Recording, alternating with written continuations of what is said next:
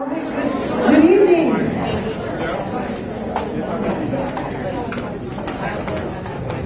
Good evening. On behalf of the Omaha Public Schools and the Office of Community Schools and Family Engagement, and most importantly, the students that you represent, thank you immensely for being here tonight. My name is Lisa Utterback, and I'm the Executive Director leading the Office of Community Schools and Family Engagement. And this is our first annual, for this year, our first District Citizens Advisory Committee for the year. And I want to just give you a little bit of history as to why some things have changed, do some formal introductions, and then we're going to open it up for our event tonight. First and foremost, over there to the left is our district representative. We have Superintendent Mark Evans, our district communications director, Monique Cannon, Monique Farmer. We have Travis Salas from District Transportation. We have Chris Denton from Curriculum Instruction and Support. Mrs. Pam Cohn, she's the Secondary Executive Director. Mr. Bob Dixon, he's the head of our IMS. Mr. Charles Wakefield, Chief Human Resource. Mrs. Barb Wild, Elementary Executive Director. Dr. Scott Sturgeon, Elementary Executive Director. And Mr. Bonnie Ortega, Secondary Executive Director. I also have noticed that some board members have joined us. If our board members could stand up and raise their hand. We have Mr. Mark Snow, the Vice President, who will be working with us tonight, and then Mrs. Luann Gotti. We also have staff members from the Office of Community Schools and Family Engagement. Mrs. Krista Boyd, who was just recently promoted to being a lead over family engagement activities, so congratulations. Mrs. Lauren Tisch, she is a secretary in our office that works with a lot of you when you call in. We have Mr. Matt Ray, board secretary, that just joined us. And I just want to take a moment to talk about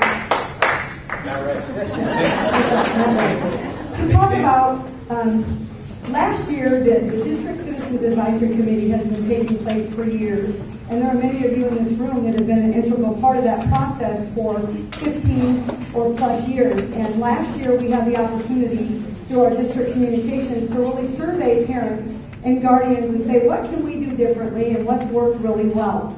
And some of the feedback, we realized that we needed to change some things. So I would like to take this opportunity. We reached out to approximately 20 families that have been around and have been an integral part of the DCAC, brought them in and really leveraged their leadership and their voice and created a district Citizens Advisory Steering Committee. And they gave phenomenal feedback, which led us here today. If those individuals that are in the room could please stand, we'd like to thank, I see several of them. Thank you so much. And some of the feedback is obviously the venue with the sound system. Thumbs up if you can hear me back there.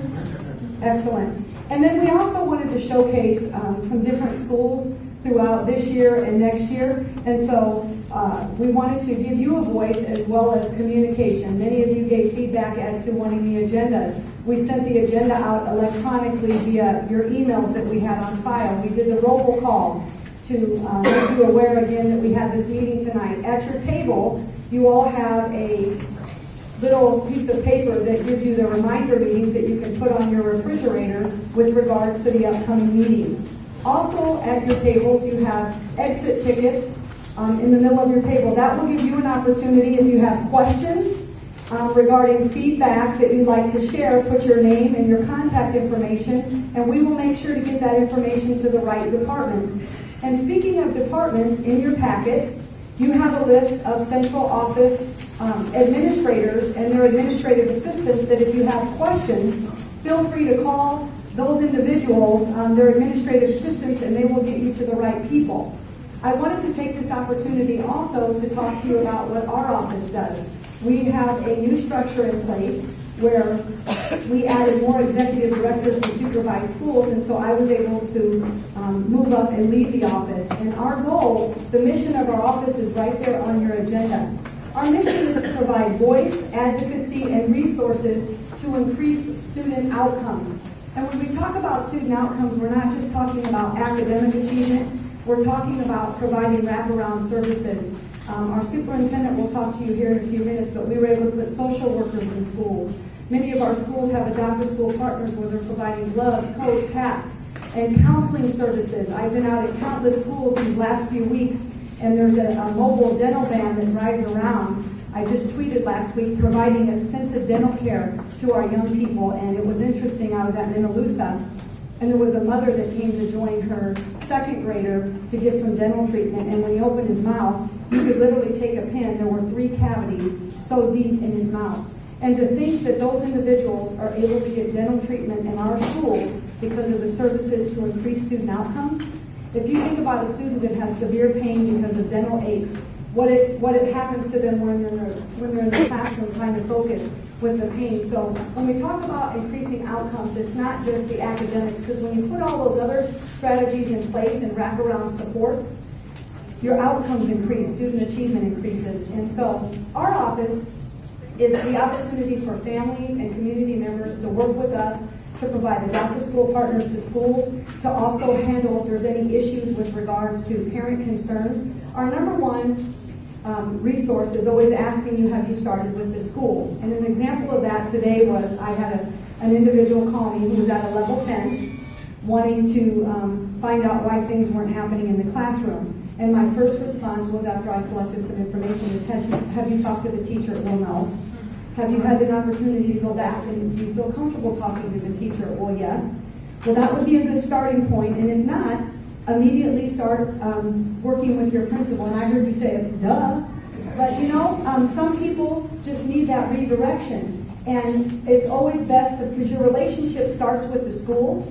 And if you can't get resolved there, that's where our office will be your advocate sitting at the table and helping you work through those issues. And we are really excited about the changes that are happening in our office, the opportunities. Our next meeting, we're adding 2 more family and community outreach specialists. We hired a phenomenal gentleman from North Omaha who is currently working at a university that will be joining us in a few weeks. And his connectedness to the work will really help us move the needle and increasing those student outcomes.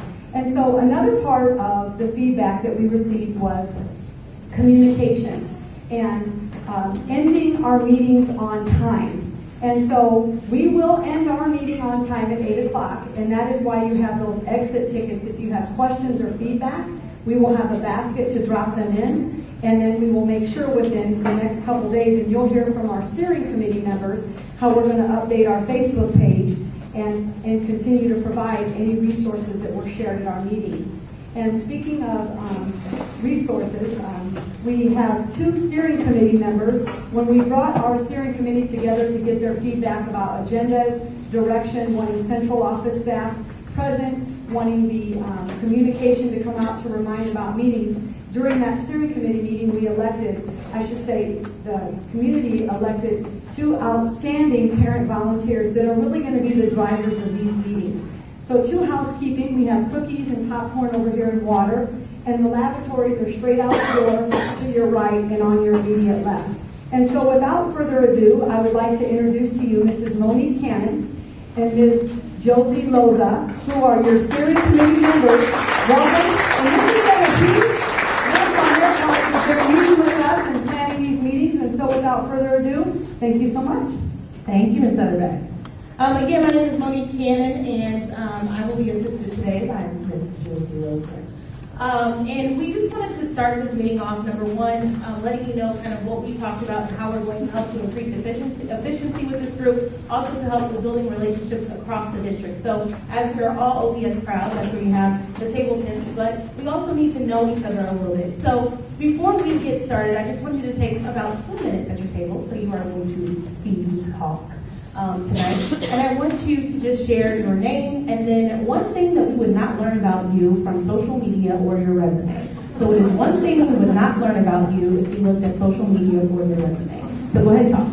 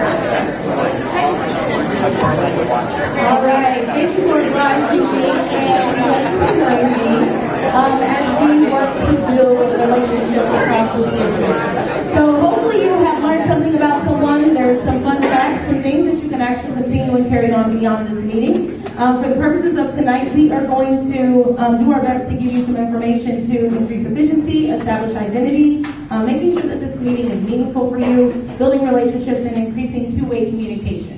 One of the ways that we are going to increase the two-way communication and also the engagement between meetings, because those of you who have been on this committee for a while, we kind of come and then we leave and then we come back again. But we want to try to increase the engagement through Facebook. So a lot of you are on Facebook. I know a lot of you are not on Facebook. If you are on Facebook, there is a group that we have created called DCAC Omaha. So DC, C is in dog, C is in Charlie, A is in apple, C is in Charlie, Omaha.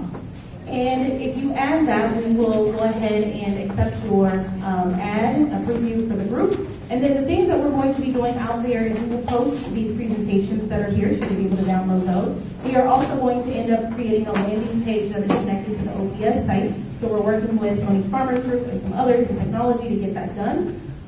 Once we get that done, we'll shoot out an email to you to let you know that that has been done. But prior to that, if you look out there now, once we approve you, you'll see that we've uploaded the agenda for tonight. We've also uploaded the presentations that you will see.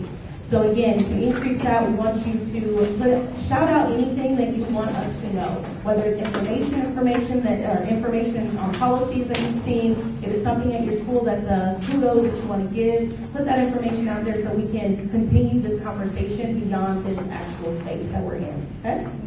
The other thing that we want to talk about is just Q&A. If you have any questions, we will eventually create an email address, and we're working to create an email address that you can actually email Josie and I. We will make sure that we are the liaisons with Lisa's group or Ms. Utterback's group in order to get those questions answered by the proper folks at TAC. So again, if you have questions, you can put them on the cards. We'll use those for agenda purposes, but we will also use those to make sure that we get answers. We'll start to post those things on Facebook. We'll put them on the landing page. But again, it's just going to keep that two-way communication because all of us can't get our questions out here. It's just not efficient, okay?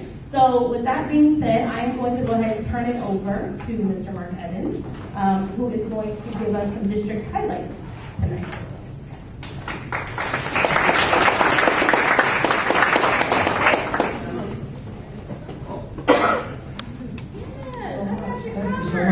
We got several slides going to go over. Before we do, first off, thanks everybody for being here. This is a good turnout, and I know that Ms. Utterback and her staff, we recognize those folks who've been working with her. We're trying to change the format of this meeting based on feedback from a communications audit that Ms. Farmer had. So you're going to see some changes. You're already seeing them in the location and a little bit in how we've started this off, and I think you'll see more of that. So before I start on some district updates, I wanted to give you a couple of things you may not have heard that I think are pretty big news items. Did you know that Dundee Elementary was named the National Blue Ribbon School? Anybody here in Dundee?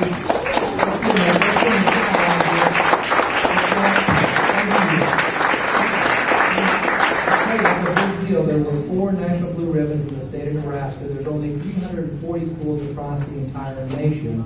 So they'll have some staff from Dundee representing us from Washington, D.C. So that's pretty darn cool. You also may not know, does Druid Hill have a representative here tonight? Anybody from Druid Hill? Druid Hill Elementary was identified as a priority school by the state of Nebraska about 1.5 years ago because achievement had been kind of slow. Well, we had already identified that as a district, and we've been working with staff to realign supports, not only with Druid Hill, but there actually were about 10 schools that we were focusing. We call them our REACH schools, and we realigned resources. The really cool part of the story is that about a month ago, the state of Nebraska said, not only is Druid Hill Elementary improved enough that we're taking them off priority status, they're now the model of how you turn around schools across the state of Nebraska. So I want to give Druid Hill a shout out.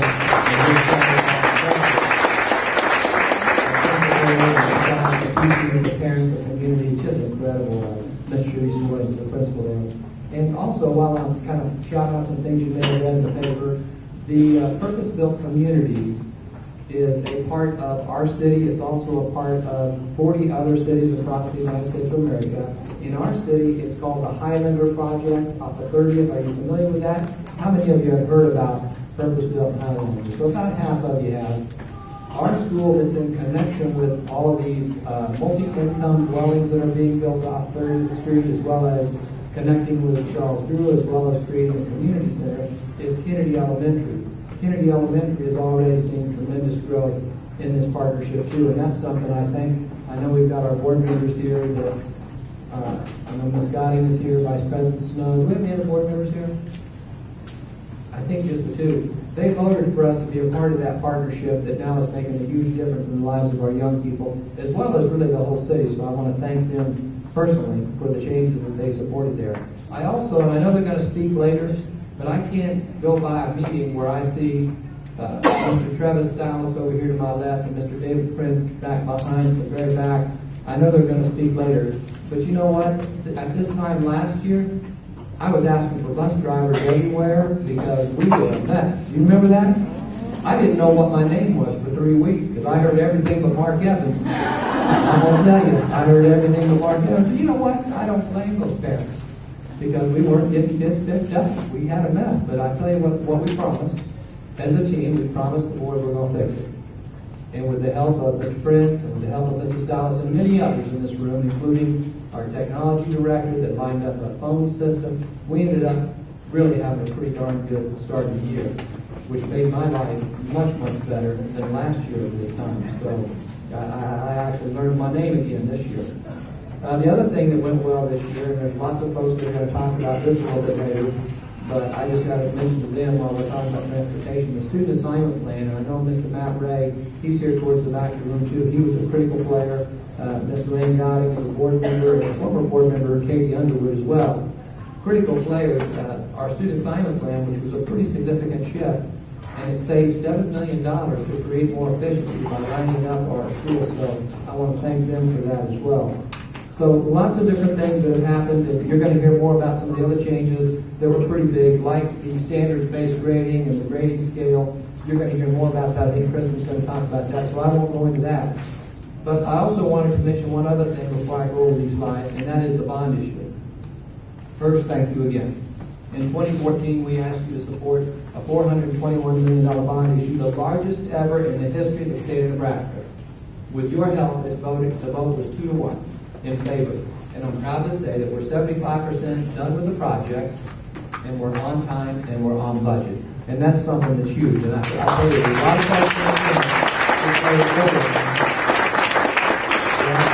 I appreciate all of you. And by the way, when you get done here, go tour this building. We did, I'm going to say it was approximately $16 million worth of work here in Northwest. They've got a new multi-purpose gym that's right behind us, so we now have extra space so that all of our basketball teams don't have to practice until 10 o'clock at night, 11 o'clock at night. You know, people didn't think about that when schools like this were built. They didn't think about how many teams would play here. We've got boys and girls teams starting from 9th grade. There wasn't enough gym space. So now we have enough gym space that we're not sending kids all over the city. And that same thing is happening in other schools too. So if you get a chance, go look at the new office entry area, go look at the new gym space. It's absolutely beautiful, and I think you'll be quite impressed. But I also have to say to you, we're going to go back to you this spring too. Last Monday, the school board, not this Monday, but the Monday before, voted to put a process together to come back to you in May of 2018. Because the truth is, the $421 million, as big as it was, it didn't really deal with our growth issues. And the reality is, we've got schools that are just busting the seams. Did you know we've got 148 portables at the elementary level? Did you know we've got 72 at the middle school level and about 45 at the high school level? So well over 200 portables across this district. Guys, that just doesn't work in today's age. And we've done a great job of getting all our buildings up to speed, which was really the board's position, is let's make sure all the buildings that are currently being used are safe, secure, and have tornado shelters and have badge entry and appropriate space for our young people, but then let's address the growth needs. And so you're going to hear more about it. We're going to be scheduling 3 geographic area meetings. One will be right here at Northwest High School. We haven't set the date yet. I don't believe, Mr. Ray, I don't know if you know that date or not, but we're going to have one here. We're going to have one at North High. We're going to have one at South High. And then we're going to have some meetings with the school board and a workshop with the school board and hopefully have the whole scope of that. We think we kind of know what we want, but not all the details are done. But hopefully have a vote in December for what the actual resolution will look like in May. So some pretty big things in front of us that we're going to be working really hard on. Will you have a date? October 25th, October 25th is for the meeting at Northwest. Northwest? 6 to 7. 6 to 7. So right here will be one of our meetings. Do you have the dates for South High and North High? So this is all going to be coming out. But South High is Thursday, October 19th, Thursday, October 19th at South High, 6 to 7. 6 to 7. North High, October 23rd, which is a Monday, North High, October 23rd. 6 to 7. Now, you said this hasn't been released yet. Are we all going to get in trouble because we found this out ahead of time? Uh-oh, see, communications department's already said, we maybe shouldn't have shared that, so I hope we don't get in a pickle on that. But thank you for that. You're going to hear more in the future, but hopefully by December we've got resolution language that the board's ready to vote on, and so we've got a lot of issues there. But let me give you a couple of quick updates while we're looking at the start of this school year. We've talked about some of the good news. Think some other pieces of good news. These are the numbers of our student enrollment, our membership. Now, the neat thing about this chart is we're about ready to get the 2017 numbers, this year's numbers, and I can tell you that number is going to be over 53,000 this year. We've grown by nearly 800. We don't have the official number yet. We're going to be 800 bigger. But you can see why we need those new buildings. Look at that line. Just 10 years ago, if you go back just 10 years ago, we were about 47,000 students. Now we're at 53,000, 6,000 students. So you can see why that growth issue continues to be a challenge, and why the board's looking at the bond issue is that we just simply got growing schools. So today's number is going to be 53,016. It was 52,304. Now this number is part of our challenge too, is we've got an increasing number of English language learners, of which we're happy to have because we know we've got a great staff working with them. But we now have 17,000 English language learners, up from just a decade ago about 7,000, so about 10,000 additional ELL students. Free and reduced, this is an interesting piece. It's kind of flattened out. Our free and reduced number has flattened out. That first line is the district. The green line is the state of Nebraska. We're at about 74%, 73%, and that's really where we've been for the last 4 years. And I don't think it's going to move much this year. Part of that's the prosperity of the city.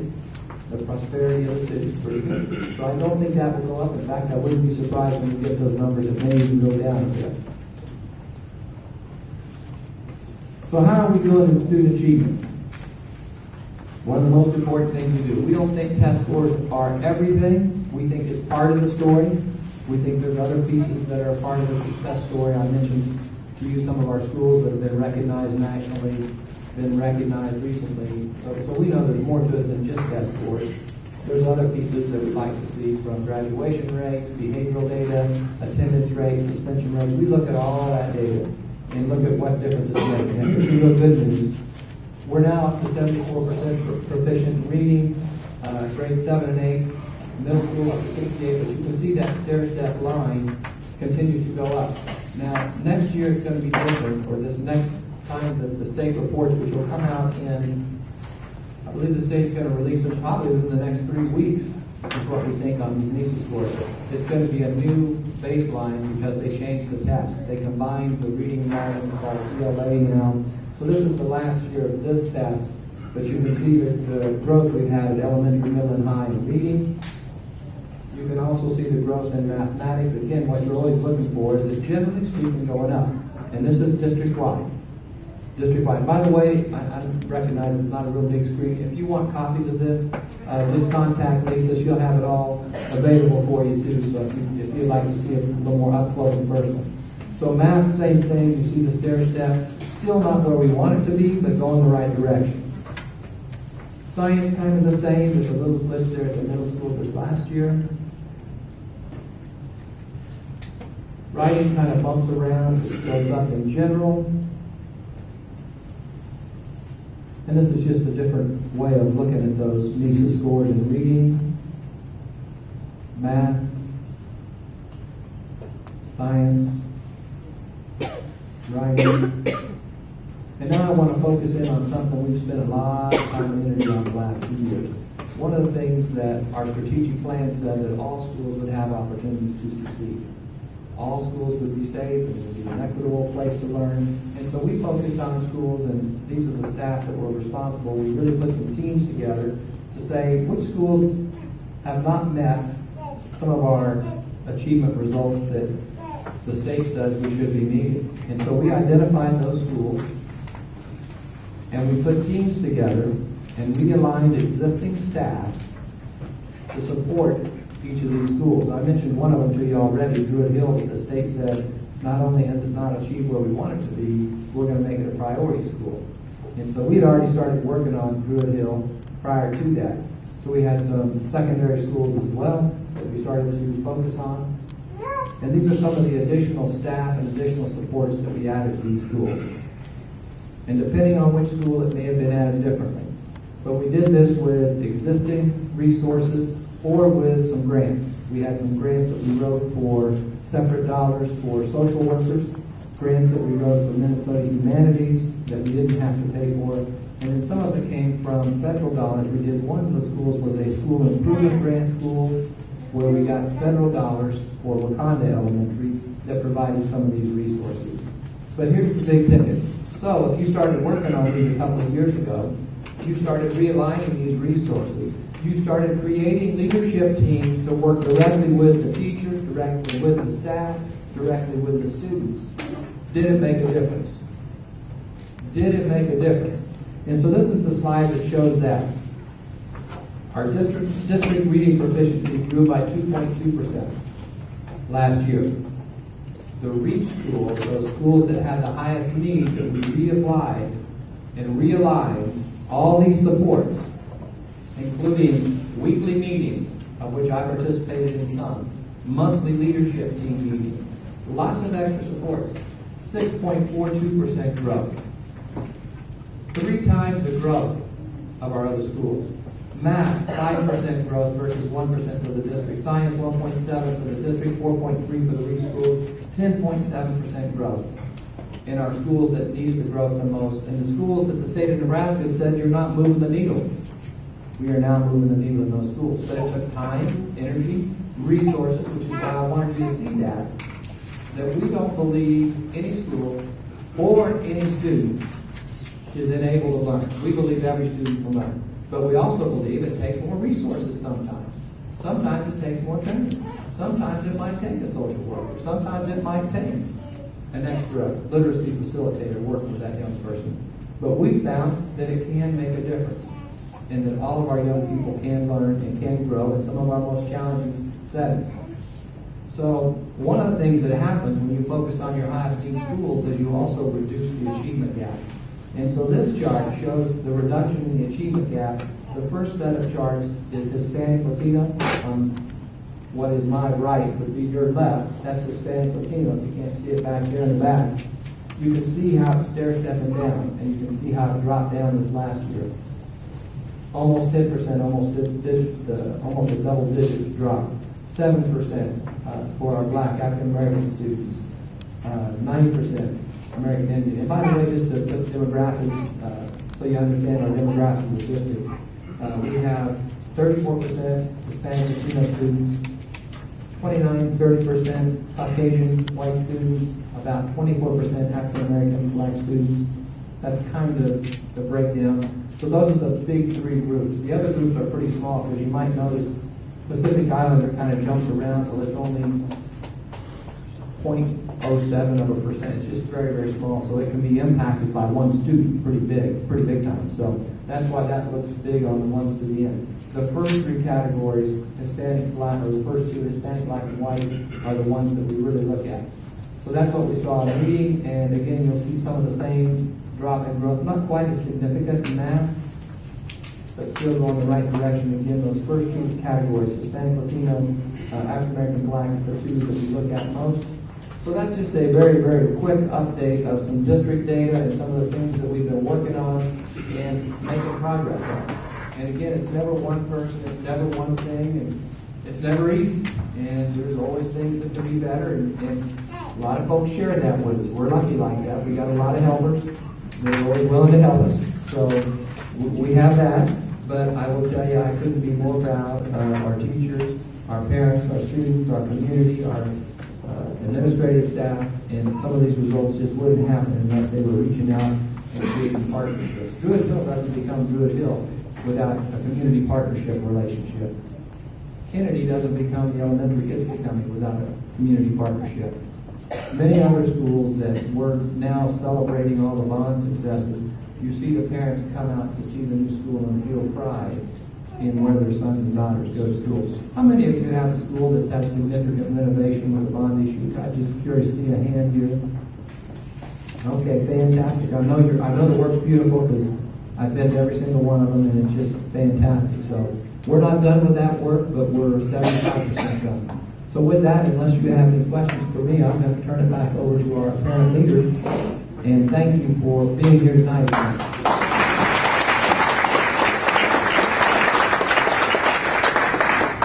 Again, thank you, Mr. Mark Evans, for that. And I do want to remind all the parents that because of the Facebook group, I thought it would be a great location to upload any of these PDFs that you're finding. Monique had did that earlier, so if you want to refresh, go over some of the details, you're able to go there. We also, again, encourage you to ask questions by using your cards, placing them to the side, using the Facebook group as well to ask your questions. And lastly, after the end of our meeting, you'll have an opportunity to speak with any of the administrators directly here to ask your questions. We wanted to make sure that you had that direct contact with whomever you had any concerns. So next up, we're going to welcome Mr. Mark Snow, who is the Vice President of Board of Education, who will be giving us the Superintendent Search Committee update. So welcome. Hello, my name is Mark Snow. There we go. I'm trying to be tech savvy and like you guys is okay. So as you guys know, the school board has restarted the superintendent search. The board members that are on that committee is Ms. Luann Gotti, Mr. Ben Coleman, Dr. Shavana Holman, and myself. We also have an alternate, Tracy Cassidy, who's also on the superintendent search committee. So we just launched the work, signed a contract with Brain Associates that is going to be leading the search. The search started. The job went out, I believe, last week. It was posted on their website, so you can go to their website, Brain Associates. We also have it on our OPS superintendent website, and I'll give you that information as well. The job is open all the way till January 5th. We decided as a board to keep it open as long as possible to January 5th to allow candidates to really discuss it with their families on taking such a significant job or role, whether they were coming from another school district or coming from internal. So the job has been posted January 5th. It closes, actually, the job has been posted. It closes January 5th. In mid-January, we're going to be reviewing applications and start the interview process, which will also begin in late January. Right now, the committee is working on a timeline on the interview process, as well as the community engagement that will take place in late January as well. The website, if you go to the Superintendent Search website, includes the job description, the leadership profile, as well as resources highlighting the district success programs and things that we have going on that Mr. Evans mentioned before. If you would like to send anything to the Superintendent Search Committee, we do have an email. It is superintendentsearch@ops.org. If you would like to tweet something to the search committee, you can tweet it at #OPSSoupSearch. On the website, when you do tweet anything or you do post anything, it will automatically get uploaded to the website as well. We want to show you that transparency. Also on the website, I forgot to mention, there's a timeline for the Soup Search. So always go to that website as much as possible, a couple times a month if you can. The board will also send out updates, but the timeline will update as we get closer to the January 5th date. And with that, that was pretty much it. I would tell you there's three things that I would personally look for, that I'm personally looking for in the next superintendent of OPS. And the first thing is a laser-focused superintendent. Our next superintendent of OPS has to be able to continue the same successes that we have going on right here in Omaha Public Schools that we've seen with our current bond and the potential bond that we have coming up. The second thing that our next superintendent needs to continue for OPS is they need to be courageous. They need to have those courageous conversations with our legislators in Lincoln, because we do have a budget shortfall in the legislature. But we need a superintendent OPS to go down to Lincoln, and communicate not just with our senators from Omaha, but our senators from rural Nebraska, to show them that Omaha Public Schools is not just Omaha, but we represent 17% of the students in the state of Nebraska. The third piece on there is a great listener for me. One of the things that we realize with our community audit, as well as other things we've done in the district, is our superintendent just doesn't need to listen to their staff or parents, but we need the next superintendent of OPS to listen to our students and teachers and find out what they need for a better learning environment. So, if you have any questions, I'll be in the back.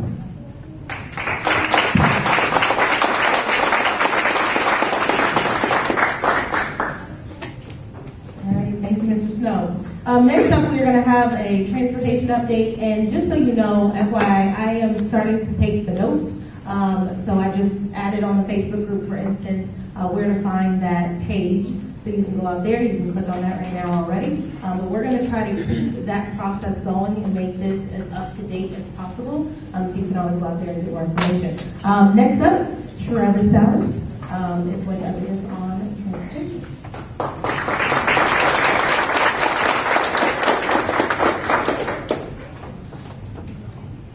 First and foremost, I guess I'd like to say thank you for the applause. I thought I'd never hear that again.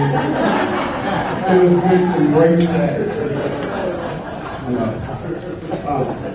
All sincerity, we truly appreciate the patience you as parents, community members, and as a committee. Your patience that you show to student transportation as well as Student Transportation of America. We had our challenges last year, and the good thing is, as a team, we truly came together as a district.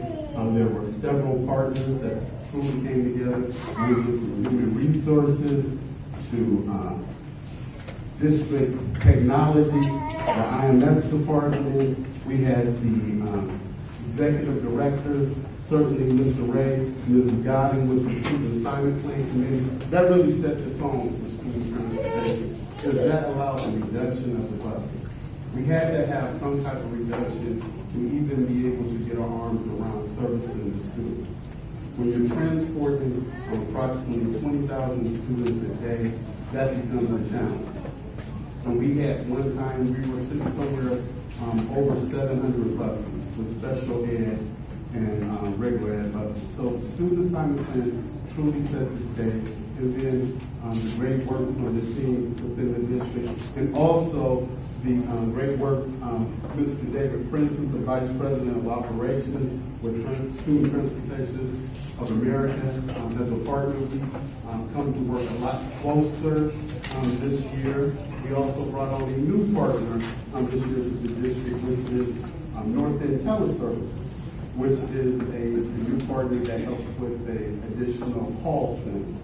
So what I'd like to do today is kind of go over some of the initiatives that we put in place to help us get this year off to improvement. And I can say this to you right now, we haven't stopped. This is a daily progression. We are continuing to make changes to continue to make transportation services better to our customers on a daily basis.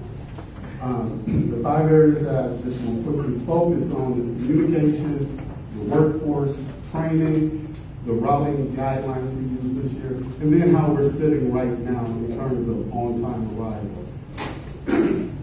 Communication. Each year, Student Transportation sends out letters to parents. You receive those letters that generally have the students' pick-up time, their schedule, what bus they ride on, etc. In past years, what we did was wait to a week before school. We tried to get as much routing done as possible and send those letters out 1 week in advance. This year, we got a lot of good feedback from student placement. We pushed the letters back. You receive your letters 2 weeks in advance this year.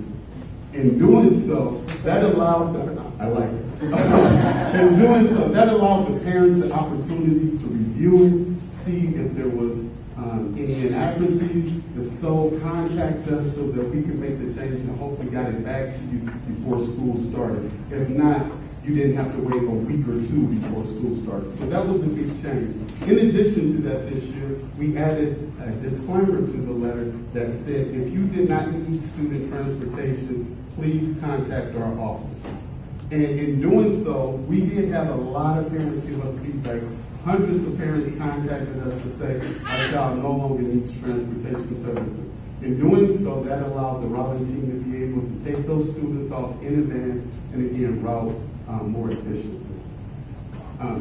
As well, our student transportation website, we did make enhancements to that. Now that website has different languages, not just English, multiple languages. It offers, there's also answers to frequently asked questions. There's also a direct link to the new partner plan that parents can find out if they're eligible for transportation or live within or outside the partner's home. One of the other big initiatives we did is went to a single point of contact. That was major for parents. One of the things in the past, if you had a student that was riding on a regular education bus, you called Student Transportation of America. If they rode on a special education bus, you called OPS Transportation. The problem with it at that time was Student Transportation of America did not have access to student information. Therefore, if you called STA and asked about your child or what bus does your child ride on because you lost your letter, they could not answer that information. So some of you probably experienced this. When you called them, what did they say? You have to hang up and call OPS Transportation. Well, at the beginning of the year, after waiting 10, 15, 20, 30 minutes on the phone, in some cases, you were frustrated. So what we did is went to a single line of communication. We also now, thanks to Mr. Dixon and his team, that technology allowed everyone to be on the same system. So now there's one single point of contact as a phone number. If one party cannot answer the answer the question, we can transfer it. The party does not have to hang up. Just to give you an idea of how big of an issue that is for us, and the other thing, the improvement with our phone system. We had an outdated phone system, and we had no way of measuring anything. Now with the new system, we're able to measure how many phone calls we received, how many calls were dropped, how long parents had to wait, how many people are in the queue. It helps us with staffing. So just to give you an example of this, I took just the first 2 days of school. The first 2 days of school, we had 3,179 calls just to our transportation call center. That's not the one at Tech. So you think about it, before getting that updated phone system, all those calls, and we only have 5 or 6 people answering the phone, you can imagine why parents were upset. Because we have this new technology, this new system, we can make some staffing adjustments. With that being said, that's how we were able to go into the new partnership with North End Teleservices. So at the beginning of this year, instead of having 5 to 6 people at my location and maybe 5 to 6 people at STA, we were able to contract with North End Teleservices, and we brought on an additional 14 phone support staff. And that was able to help us adjust. Now, clearly, if you have 3,000 calls coming in, that's still hard to maintain, but we did put a major thing, and we improved services drastically. To give you an idea of where we sat at today, I looked at it, we had approximately 451 calls that came in. So the number's still up. We do anticipate that number to go up when the winter conditions change. Hopefully, another line of communication you all did receive. You did receive your letter from us. We want to get your letter out to you in advance about the winter conditions. Did anybody receive that letter? Yes. Great. So we wanted to make sure you got that. Next is a workforce workforce update, I want to let Mr. Prince speak in terms of the driver recruitment efforts at STA Leadership. Thank you, Mr. Sanders.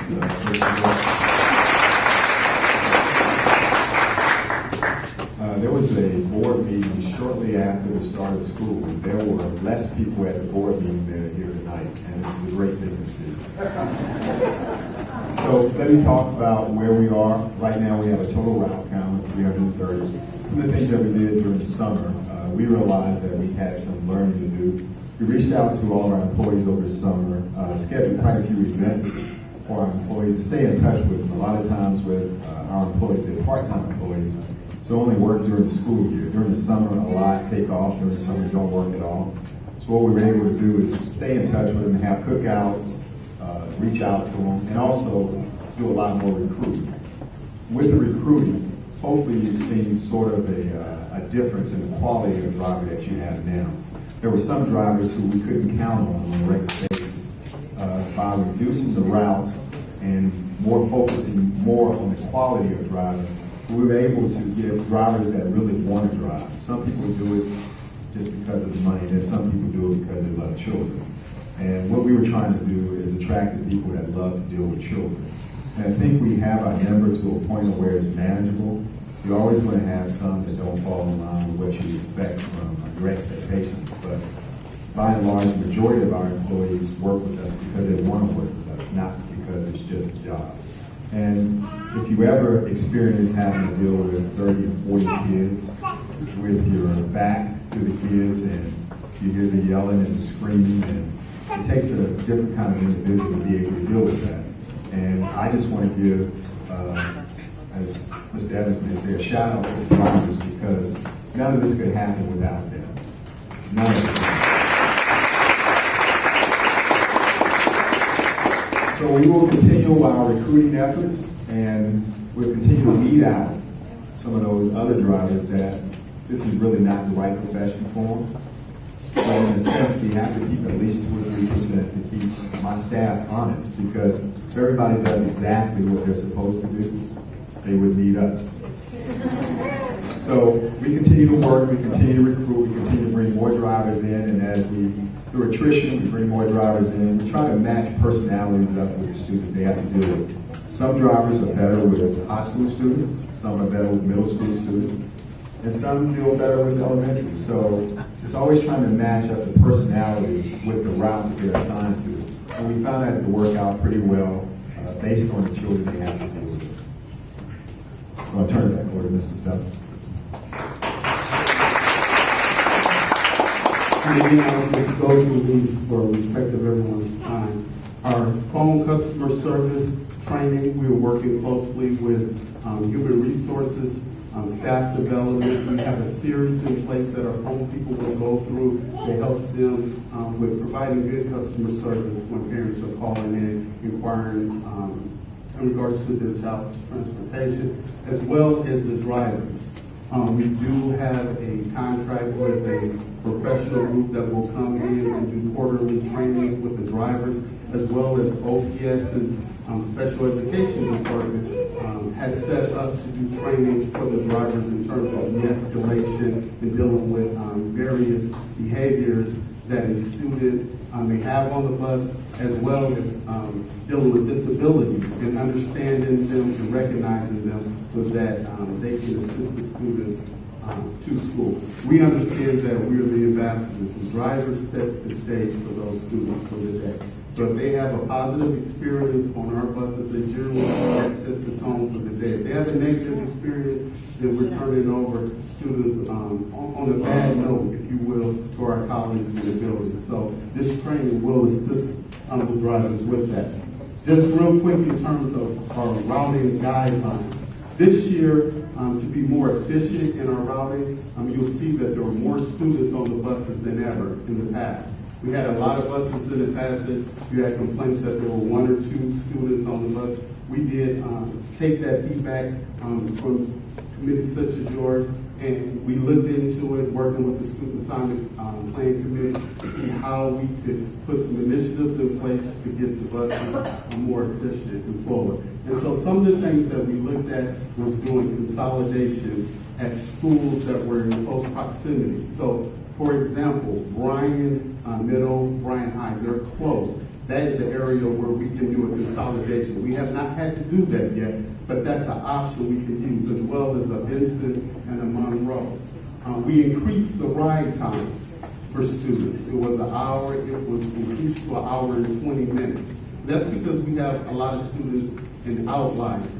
And so they're outside, and you may have a pocket of students, and just as one student, in the past, that one student would just have to get a bus by themselves. Now with that little extra time, it allows us to get that one student on the bus. It did increase, but overall, it reduced the bus count, and it got the buses more efficiently in terms of passenger ridership. Last year, the elementary students, we routed up to 52 students on the bus this year, 55. For middle school students and high school students last year, 48 students. This year, we'll put up to 52 students on the bus. Routes could start as early as 6 a.m. in the morning. I can tell you, out of 18,000 students we transport, there's less than 200 students that have a route that starts at 6 a.m. So I don't want parents to cringe like, wow, it's a very small portion, and we continue to work to decrease that number. In terms of buses, last year, when we did our preliminary routes, we were sitting at 476 buses in terms of regular ed, the preliminary numbers. This year, we had 373 buses that were needed. That 373 represents all our bus routes and the spares and the activity buses. We generally only run about 330 a day, but this is the spares and whatnot. As Mr. Evans said, that is a savings of approximately $7 million this year.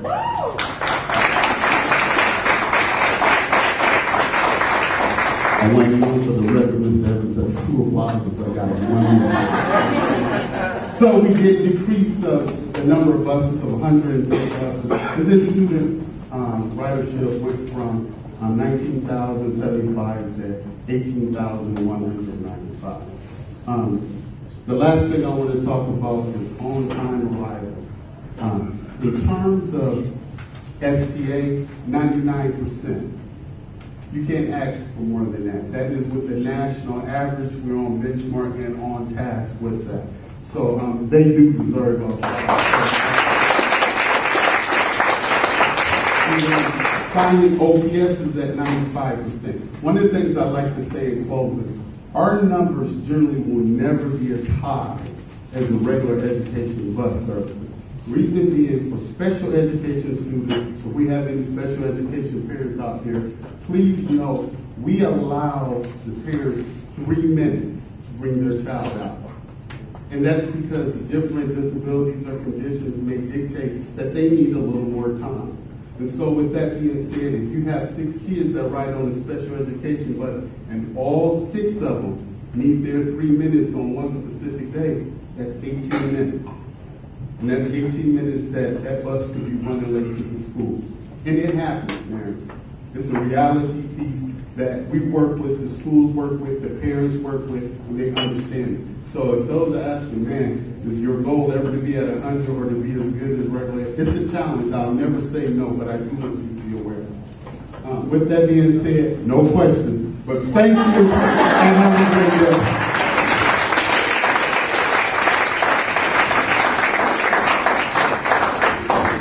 Gentlemen.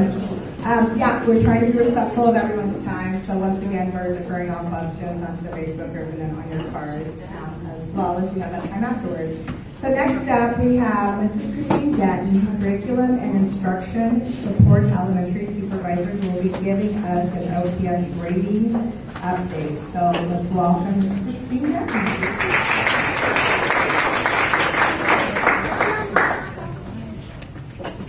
Well, I think if grading conversations go the same as they do with my middle school son, I won't get as many applause as we just did with transportation. But no, in all seriousness, normally Melissa Combine, who's our brand new Chief Academic Officer, would be here for these meetings, but unfortunately she's out of town in parties, so she asked me to come and present instead. So I'm giving you kind of a brief overview because hopefully you guys have already received a lot of this communication about some grading changes. And so to get started, we talk about why are we making all these changes, where did they come from? Well, OPS for a long time standing has had a grading committee that included teachers and families and community folks that would come together and really have conversations about best practices. Because grading is very personal and it's something that needs to be talked about all the time. And so what we were finding is that many teachers were expressing that students could achieve a proficient or really a passing grade even though they weren't really doing a whole lot of work. And so what we did is moving forward is we field tested a updated grading scale to see if that would kind of alleviate that mismatch in alignment. And what we found is that with the updated field test is that the scores that were coming back were actually more real data in what the students were actually achieving in class. And so what we decided is that this year we are implementing the brand new grade scale, and that is for all grades. If you have a student in grades K2, they still utilize a portfolio, so you still get a packet of examples of their work to show their growth. So the impact is really felt more in grades 3 through 12. And you see a comparison as to what the grade scale used to be into what it is now. And one of the big changes that I'm hoping that you notice is that we no longer have the minuses, the A minus and the B minus. I mean, ultimately what that boiled down to, that decision being made, was that really at the high school level, in calculating a grade point average, an A minus meant the same as an A. So it wasn't making a big impact. It was really telling kids that they weren't quite achieving, but they were achieving. So we did some tweaks, and that's what our new grade scale looks like. And I believe you should have received some progress reports already from your students, and probably, again, had some great conversations at home. One other change that we made at secondary is to the proficiency scales. Proficiency scales are what teachers use every day in scoring a body of student work. The grade scale, so what you saw back here, this is what the system Infinite Campus uses behind the scenes to calculate the actual grade. So teachers are entering in these numbers into the grade scale, so a 4, 3.5, things like that. And then Infinite Campus spits out that A, B, C, or D. And so that's where those numbers are kind of coming from. They decided to add that approaching basic because our secondary teachers felt that, again, they didn't want to just automatically give kids failing grades when they were actually showing effort and they were actually showing mastery of some content, but just not enough content to get it higher than that. And so you've already experienced what to expect, but I want to call attention to a handout that you picked up when you came in. On the very bottom corner of it, it has a whole section in there about student portal. What's really important is that every single one of you in here who has a student in OPS has the opportunity to get onto Parent Portal and check the student's grades. Teachers should be entering and updating grades every 2 weeks.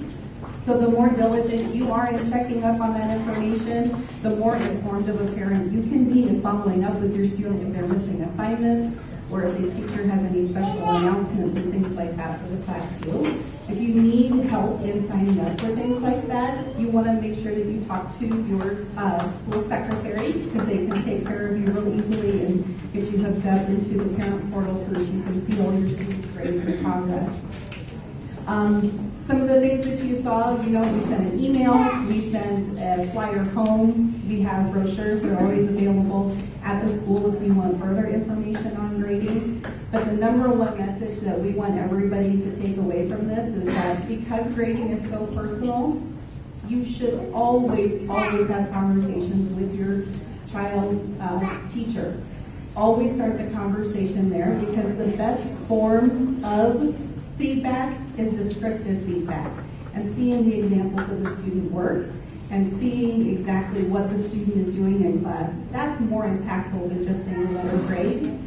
And so if you're only seeing letter grades, please make sure to talk to your parents or talk to your child's teachers and make sure that you're really clear on why are they earning the grades that they're earning and have those really open conversations back and forth. So that's what I thought. Thank you.